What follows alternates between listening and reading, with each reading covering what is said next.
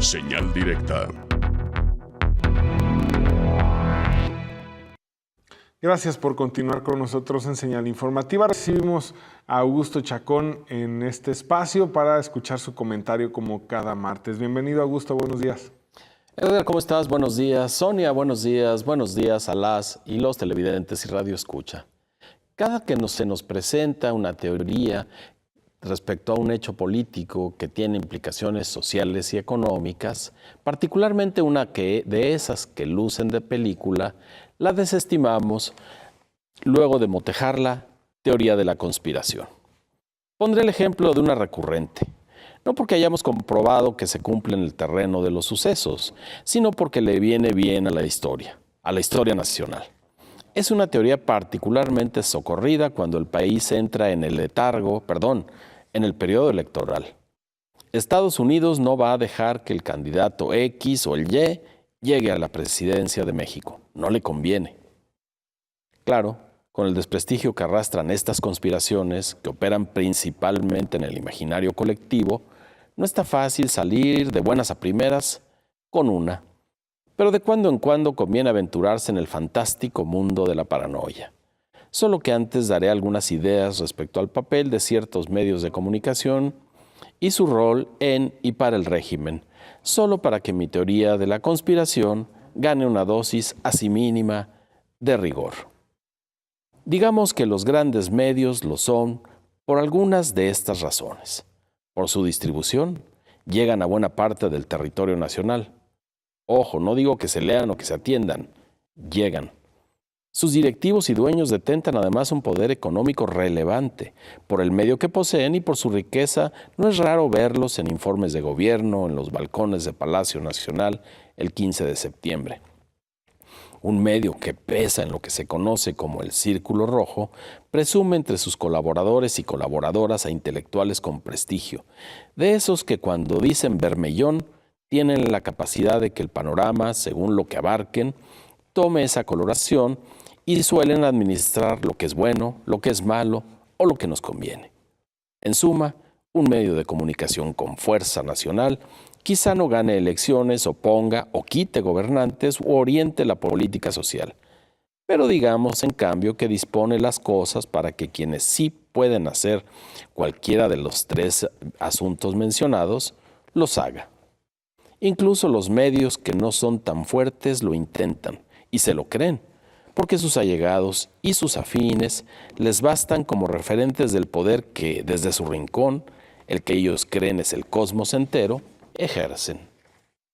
Pues bien, con lo anterior como escenario para analizar ciertos textos, ciertas noticias, resulta que el viernes anterior, el 9 de noviembre, en Excelsior, el diario de la vida nacional, que pertenece a Grupo Imagen, que a su vez controla la familia Vázquez Raña, uno de sus más conspicuos colaboradores, Leo Zuckerman, publicó un artículo según la nueva liturgia, el dataísmo. Esto de acuerdo al estupendo escritor e historiador Yuval Noah Harari. Zuckerman afirmó, válido en datos irrefutables, que, y lo cito textual, México es un país muy poco solidario. La verdad es que somos muy individualista, lo hemos demostrado una vez más después de los sismos del 7 y del 19 de septiembre. Y aquí terminan las palabras de Zuckerman. Para soportar su dicho, Leo hizo cuentas. El gobierno de Peña Nieto evaluó el costo de la reconstrucción en 48,000 millones de pesos. Los donativos de la gente, con todo iniciativas como la de Carlos Slim, que ofreció multiplicar por 5 el dinero que para el efecto recibiera su fundación, rondan los 4,000 millones de pesos. Apenas 8% de lo que costará reedificar pueblos, barrios, colonias, escuelas, hospitales. Y fue más allá. Dividió la cantidad entre todos los mexicanos, 127 millones y medio de compatriotas, y aritméticamente concluyó que pusimos hasta la fecha, y uso el plural porque Zuckerman nos metió a todos en su peculiar altar de los datos, 31 pesos. Bueno, él escribió pesitos. Luego matizó y restó para que las buenas conciencias no se le echaran encima. A 54% que corresponde a los más pobres, y la cantidad, claro, creció. La aportación per cápita fue 276 pesos. Pero ya encarrerado tomó el Producto Interno Bruto del sector privado y le dio que los 4,000 millones corresponden al 0.02% de aquel. Casi nada, o casi algo, según. La conclusión la pongo en palabras mías luego de leer su columna. Eso de la solidaridad de los mexicanos es puro cuento. Lo que afirma temerariamente, bendecido por sus datos, es que, y lo vuelvo a citar, al parecer, una cosa es salir a ayudar los días posteriores de la tragedia y otra es sacar la cartera para aliviar el dolor económico de los afectados. Eso mejor se lo dejamos al papá gobierno, dijo Zuckerman. Y bueno, termina uno y lo peor que puede pasar es recriminarse por andar leyendo cualquier cosa. Pero el asunto cambia cuando unos días después, ayer en Milenio, también propiedad de una familia con una fortuna hecha de fuentes diversas, Héctor Aguilar Camín retomó el dataísmo de Zuckerman y le prendió inciensos. Lo cito también. La sociedad mexicana es mucho menos solidaria de lo que se siente, aseveró Aguilar Camín. No más que para que la cosa no tuviera el barniz de derecha del que unta Zuckerman, Aguilar Camín giró para hacer un guiño a otro sector y se colgó de Rolando Cordera, este sí, serio y coherente, para darnos un batazo que Aguilar sintió fue un home run, aunque fue un foul para atrás. Adjudica a la insolidaridad que Leo y él descubrieron la responsabilidad por la desigualdad que padecemos, ni más ni menos, con esa desfachatez. A lo mejor se les olvidó hacer una cuenta. Los mexicanos y las mexicanas, todos de una forma u otra, de uno en uno o en empresas, aportaron este año para que el gobierno federal pudiera gastar 3,5 billones de pesos. O sea, según los billones en español, 3 millones de pesos más otros 500,000 millones, atenidos a la Secretaría de Hacienda. Si el gobierno, todas sus advocaciones federal, estatal, municipal, los congresos o el Poder Judicial hicieran un esfuercito, podrían pagar el costo de la reconstrucción que equivale a 1.35% del presupuesto de este año, menos si consideramos que el de 2018 rebasa los 4 billones. La solidaridad que por los terremotos entró en juego dejó una derrama que ni Aguilar Camín, ni Zuckerman, menos Peña Nieto, están listos para calibrar. Inapreciable, que perdura, que teje sociedades. Pero claro, en palabras de Leo, papá gobierno está con ganas de no perder votantes, ni modo de molestarlo con estas cuentas y de paso, a ellos, escritores de fuste, les corresponde hacernos aceptar lo bueno que el régimen ha sido con nosotros. ¿Teoría de la conspiración? ¿Será que se ponen de acuerdo para, gracias a las cantidades inimaginables, destantearnos? Pero, ¿tenían que llegar al punto de llamarnos miserables y egoístas? Creo que en sus dichos aparece una huella más honda de su papá gobierno, o sea, de la conspiración. Muchas gracias. Bueno, como diría el presidente, ¿no? Le hacen bullying a las instituciones, ¿no? Exactamente. Bueno, pues lo que se pierde de vista de pronto es que la responsabilidad justamente es de ese papá gobierno, ¿no? Como mencionas, esa bolsa billonaria o millonaria de los recursos de los que se dispone no sale de la generosidad de quienes ostentan el poder. En realidad es una bolsa que peso a peso se integra por lo que pagamos los mexicanos de impuestos y lo que pues de alguna manera genera el país, generan las empresas. Entonces no es dinero, no son recursos de las instituciones, sino justamente es una bolsa que tendría que ser utilizada justamente para devolver en acciones a los mexicanos, ¿no? Claro, tienes toda la razón y de ahí sale mi comentario respecto a esto de la conspiración, cómo personas tan inteligentes no se dan cuenta de eso.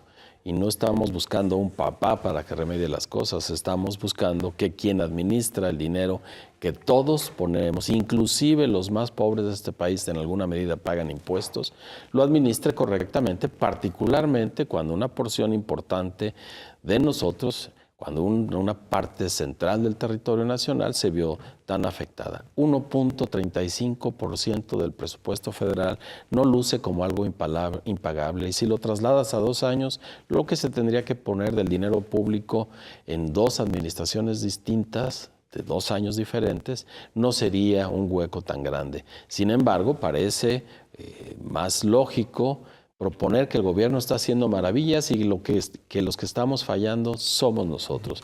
De ahí que me parezca, luce como una conspiración para comenzar a tendernos la cama respecto a que el gobierno hace lo suyo y que ha sido un buen gobierno, cuando tenemos evidencias exactamente de lo contrario. Por supuesto, y también señalar, por ejemplo, que hay casos en los que muchos de los empresarios que mayores ingresos generan no pagan los impuestos que debieran, ¿no? Entonces es la clase trabajadora la que está realmente generando una gran cantidad de recursos de impuestos cuando Hacienda le perdona mucho dinero a quienes sí pudieran contribuir de mejor manera al fisco y, en todo caso, destinar mayor porcentaje a la reconstrucción del país. Por supuesto, además me parece que las cuentas que Zuckerman hace y que Aguilar Camín retoma no alcanza para juzgarnos insolidarios. Claro. Buena parte de los problemas que tiene mucha gente en el país se resuelven a partir de la solidaridad. Ahí están las organizaciones de la sociedad civil, ahí están los ciudadanos que sin necesidad de organizarse resuelven cosas de su gente cercana. Que nos falta mucho, de acuerdo, pero ese mucho que nos falta, ese vivir muy concentrados, puertas adentro, tiene que ver también con deficiencias del gobierno, que al no proveer seguridad, que al no proveer servicios públicos, que al no disponer el espacio público de manera adecuada, nos obliga a tratar de resolver en lo personal las cosas que deberían ser comunes. Sí, ese es un defecto, lo tenemos medido en Jalisco cómo vamos, pero está demostrado que cuando es necesario, cuando es imperativo, los mexicanos y las mexicanas se muestran solidarios y no hay cuenta monetaria que pueda sustentar absolutamente lo contrario. Además hay otro punto que es a dónde se va ese recurso y por qué luego no alcanza justamente para devolverlo a los ciudadanos. Cuando vemos los excesos que se cometen desde el servicio público, lo que, por ejemplo, gastan las cámaras de diputados y senadores en la atención a los diputados, este séquito de personas que tiene cada funcionario público, cada vez de niveles más bajos incluso, y que pues con qué se pagan, el chofer, el asistente, la que le carga la bolsa, el que le lleva el saco, todo eso sale de los recursos públicos y después no nada más en este caso, lo vemos en un maestro cuya plaza no es cubierta, un médico que no aparece en el centro de salud. ¿Por qué? Pues porque la mayor parte de las plazas que se van generando son justamente para no nada más los amigos de los políticos, sino para el séquito que ellos quieren tener como si fueran la realeza y requirieran servidumbre, ¿no? Claro, hay muchísimo que hacer para ajustar la calidad del gasto, para atender las necesidades urgentes, no solo cuando viene un fenómeno natural adverso, sino en el día a día para combatir la pobreza, la exclusión, el despojo, por ejemplo, en las comunidades indígenas, y que no nos vengan a contar ahora que el papá gobierno de ellos hace lo correcto y quienes fallamos nosotros. Tenemos que tener cuidado, es esta manera perversa en que se va construyendo una narración para llevarnos a las elecciones guiados hacia cierto objetivo que conviene solo a unos cuantos. Así es, pues muchísimas gracias, Augusto. Al contrario, Sonia, Edgar, un privilegio como cada martes. Muchas gracias. Es Augusto Chacón, director del Observatorio Ciudadano Jalisco Cómo Vamos. Nosotros hacemos una pausa y regresamos con más información.